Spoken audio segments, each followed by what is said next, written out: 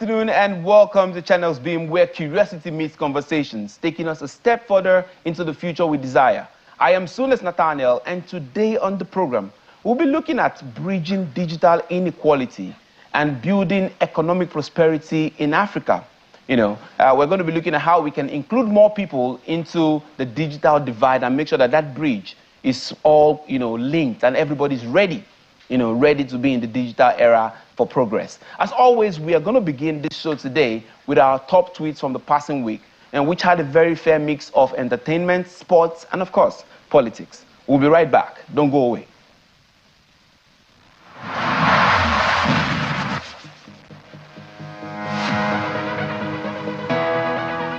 Perhaps nothing has been more talked about in the last few days than the 66th Annual Grammy Awards, which saw Asake, Ira Star, Burna Boy, Davido, and Olamide Badu being nominated in various categories. But it wasn't to be Nigeria's night when all the awards were handed out. Despite this, the Niger spirit was not lost, as Burna Boy set the stage on fire with a performance that raised the roof.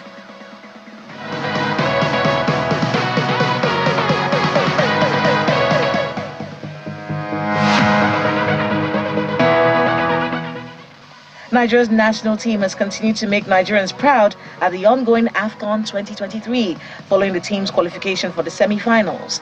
The people could not hold back showering praise on the players, who have continued to improve with each game.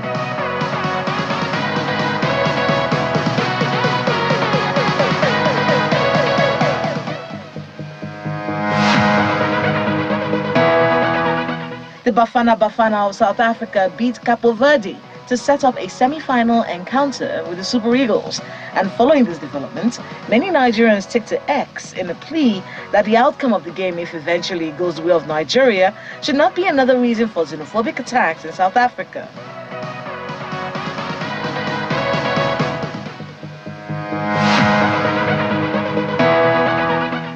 Away from entertainment and sports, Nigerians are not finding it funny with the free fall of the Naira. And within the week, many took to X, formerly known as Twitter, to express their displeasure with the economic hardship that the Naira's fall portends.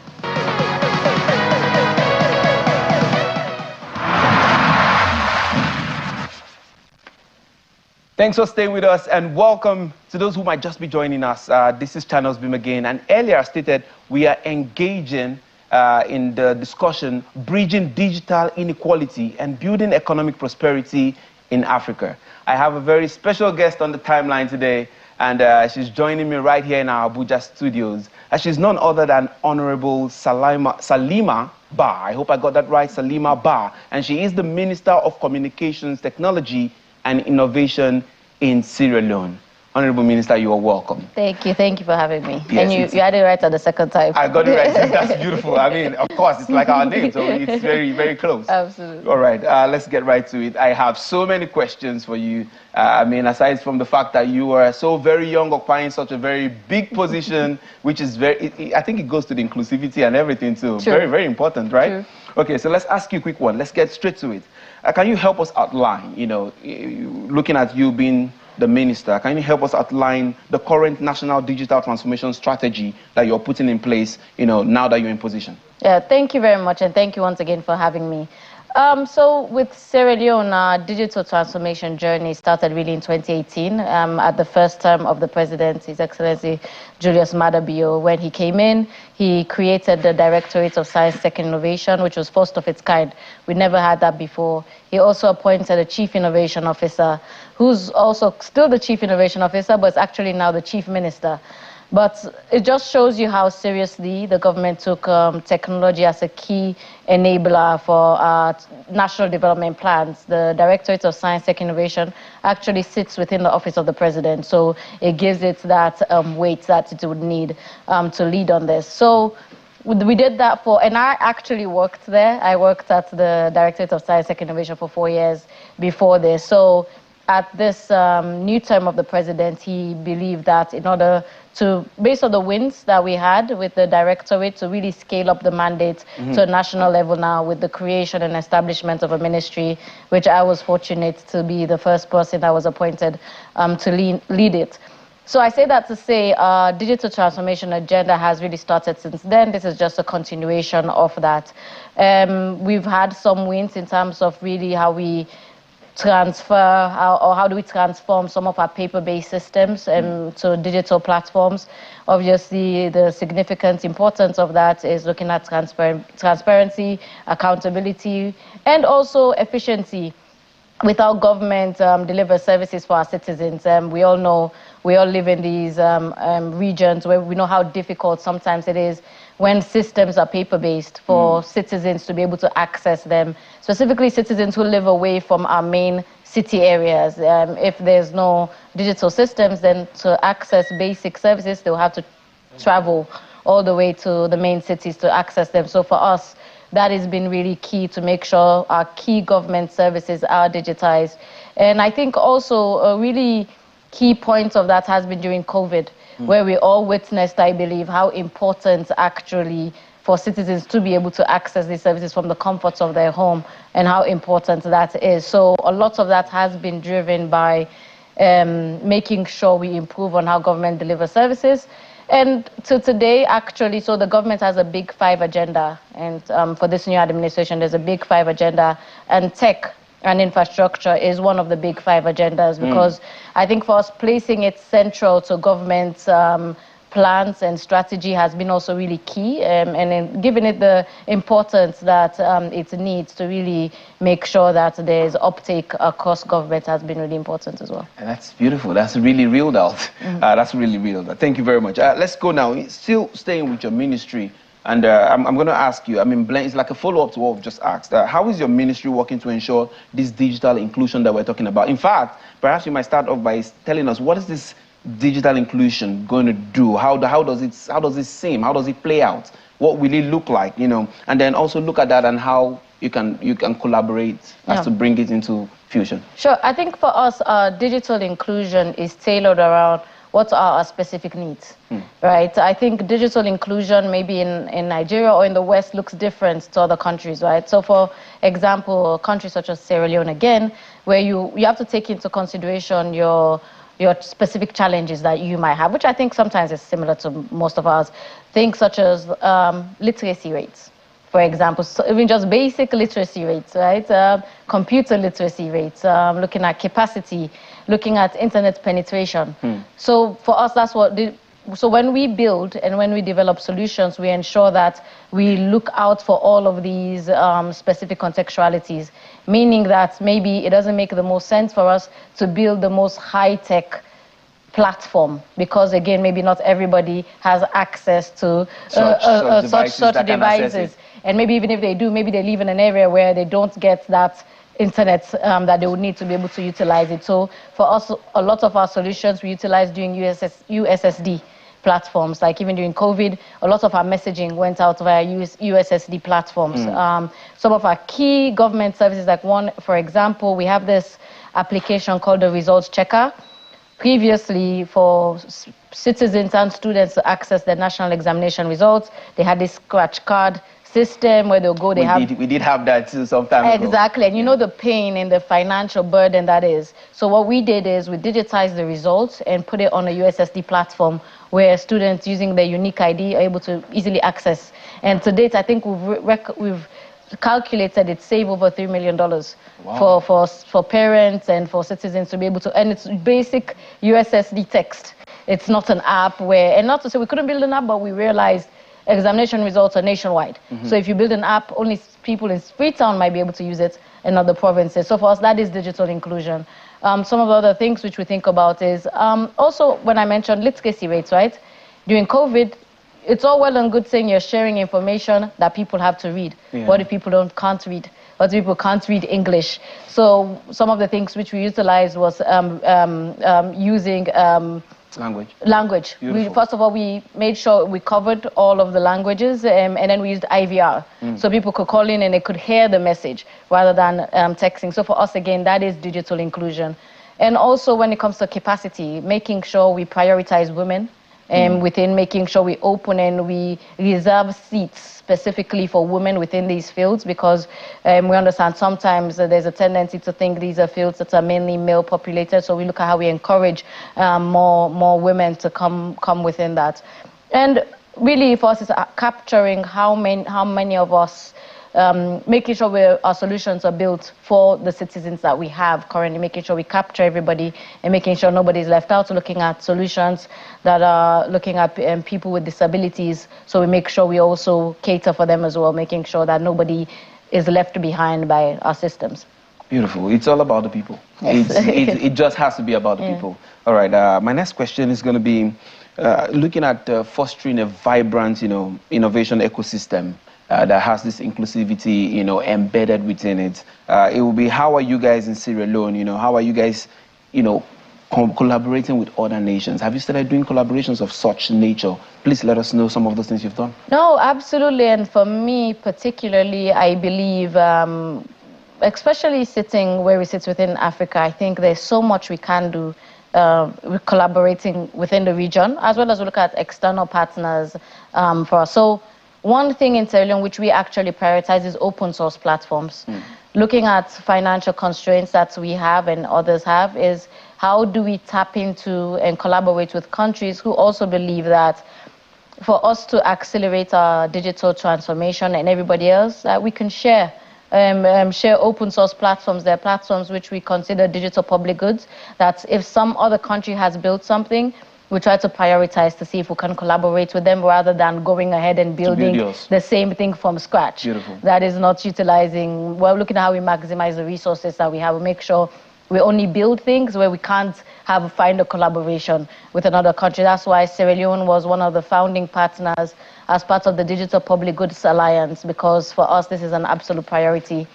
And so within that, we still partner with various countries in the region. I'm actually just back from Kazakhstan, which is a big country that focuses on open source as well. So we're collaborating with them on some of the key platforms that they have, which they'll be sharing with us. And we'll be collaborating in terms of implementation, maintenance, and looking at sustainability as well. But I do want to stress that I do believe as African countries, it's much more easier for me, being in Sierra Leone, to collaborate and exchange with another African country, because we have similar societies, we have similar structures. So there is not going to be much adaptation that you might need. So it would make sense for us African countries to really come together and figure out. I was saying to somebody the other day, we talk about Nigeria stack, India stack, Sierra Leone stack, all over the place. But I do think maybe we should really focus on an African stack. Of creating these stack or library of softwares and platforms that we can co-share. Everybody can pick. Startup, everybody just developing theirs. We can co-share. Obviously, we might need to adapt and contextualize based on our different specifics. But I think on some scale, there's some things which we do not all need to go ahead and build separate. So these are some of the conversations that we've been having at a ministerial level. I'm really happy to see that. I think within, well, I'll selfishly say it's our sector, the digital economy, brotherhood or sisterhood. I believe we're more close-knit.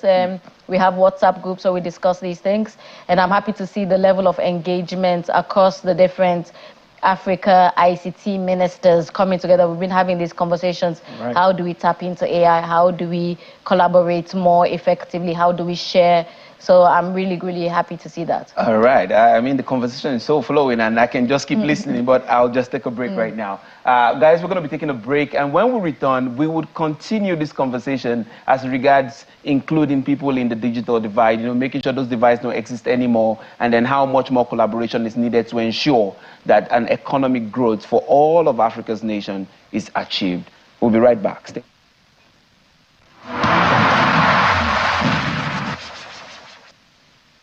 Welcome back. You're watching Channels Beam, coming to you live from our studio in Abuja.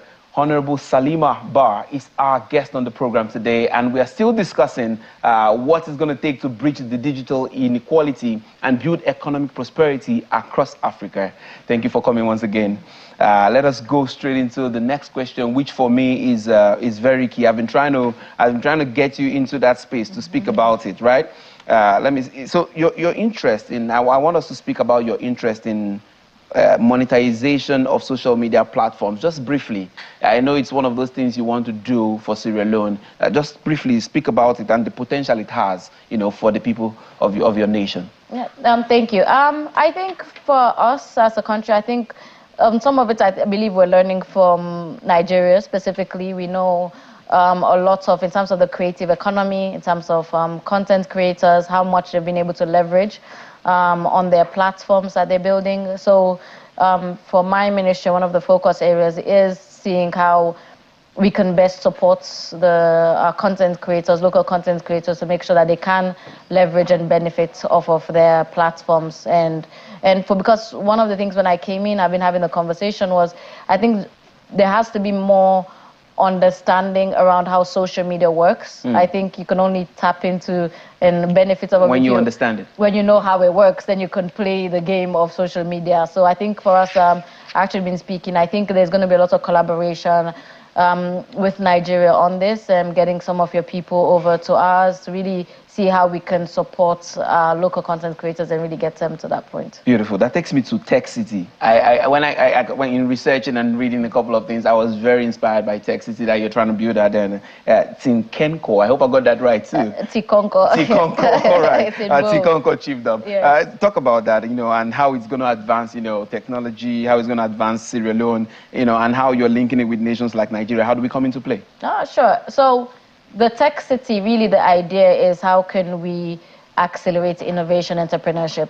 I think, again, learning, I think something Nigeria has done a lot of and has gone further ahead. For us, it's about how can we create a pipeline for innovators in Sierra Leone to move from ideation to commercialization. How can they tap into their innovative ideas that they come up with? How can they turn it into businesses for themselves and their families? And also government as well has an interest in making sure that we create more businesses within our ecosystem. So that is really the idea. So the Tech City, which is we literally last week just acquired the land in Bo, Chiefdom, which is the second biggest city in Sierra Leone. It's 130 acres of land. And the idea is we create a special economic zone for tech and innovation, focusing on 3 areas. One is skills to jobs, looking at how we can create skills that we can then use to tap into the international digital job market. Looking at how we create accelerator hubs, how can we invest in these different innovative ideas to get them to the next stage where they're investment ready. And then finally is how can we attract foreign direct tech investment. And with that, when we say that, I think usually people think you're thinking of international. Yes, I am thinking of international, but I'm also thinking of within the region.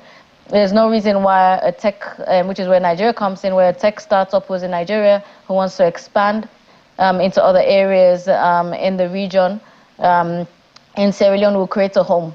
We create a home for you. So that is the idea, and which is part of the trip over here, which is being able to, and I think Nigeria's done this. I think there's different tech parks around. Definitely. So the idea was really to definitely a lot to learn, but I think we have different realities. So it's about seeing what Nigeria has done and see how we adapt that to fit into our specific contextual, and then also how do we make sure what we develop would benefit our ecosystem at the current stage that it's in, and based off what our vision is and where we want to go and position ourselves. Beautiful. I know you highlighted it a bit earlier on when we were discussing, but I want you to also speak about it. That MOU. You remember that MOU you guys signed, I think, with Kazakhstan, if I'm not mistaken. I want you to highlight it because it's something that really needs to be spoken about, when it comes to collaborations, when it comes to, those kind of partnerships. Go ahead. Yeah, so that MOU is really born from the idea and the strong vision that we have in terms of collaborating with countries that also prioritize open source. This actually came from a fortunate conversation during the UN General Assembly when I met with the Minister of Digital Development, Minister Baghdad. We started talking about our different transformation journeys and realizing they were also big on open source platforms. Most of their systems are open source, meaning if they have an agreement with you, they're open to sharing it with you, they're sharing the codes with you, and you can go. So for me, that is very key, because why should we build from scratch when I can get it to the same. So would you guys need to go there? Would they have to come here? How is that going to work? The plan is they're going to send a delegation. So we've signed the agreement now that we're going to collaborate on this. So they will send a delegation to Freetown. We've already actually highlighted a couple of systems that we're going to be rolling out with immediately. But the idea is they're going to come to Sierra Leone and really take a deeper look at our architecture, see how that fits within what they have, and really in a bit more detail identify in terms of a wider essence of really what we're trying to do with this, rather than just pick and choosing small systems here and there, like really discussing how we really go forward with a more firm collaboration in terms of digital cooperation. So for that has been really key for us, and was really grateful to have that MOU signed. All right, that's a great one.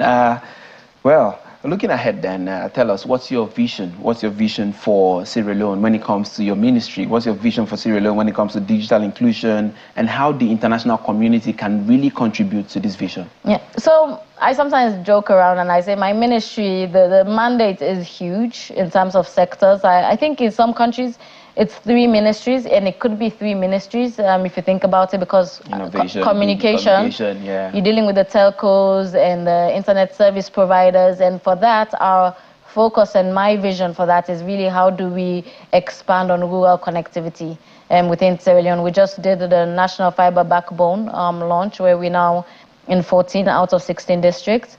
My priority now is how do we close on that last mile connectivity, making sure that every Sierra Leonean has access to mobile and internet service, and really seeing that as a basic human right.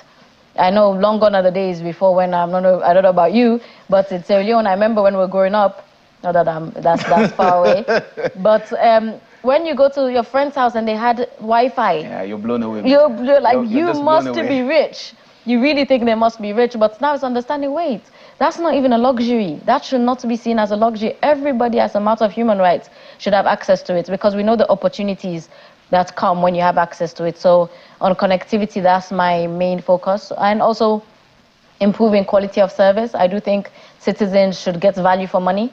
What they're paying, I'm sure if you ask citizens, I don't know about Nigeria, but when you ask citizens and they tell you they pay a lot, but even though I think we're better comparably across the region, but I believe whatever citizens pay for in terms of these telecommunication companies, they should get that service back.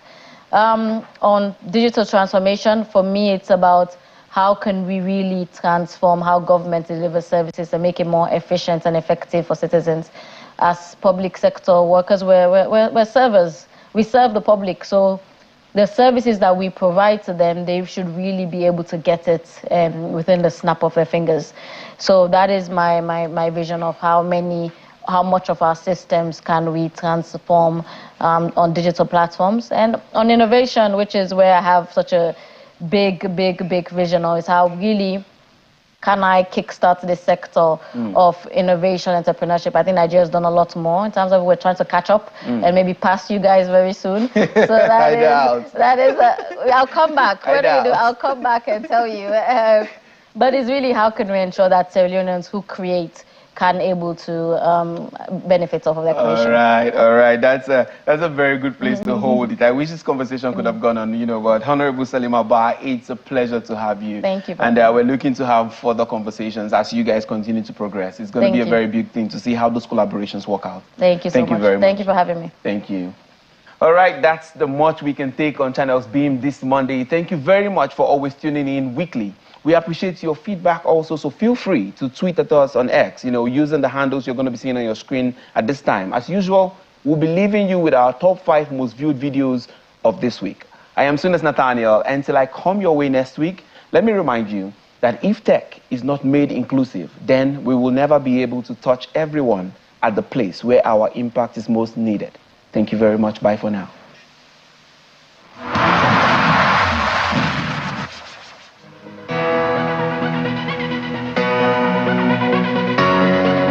Well, let me just give you a bit of a background to this so that this week we begin the countdown of our most viewed videos with an interview in which Nigeria's Minister of Aviation and Aerospace Development, Mr. Festus Keyamo, insists that the Federal Airports Authority of Nigeria, FAN, will be relocated to Lagos as already proposed. Lagos of the Federal Airport Authority of Nigeria.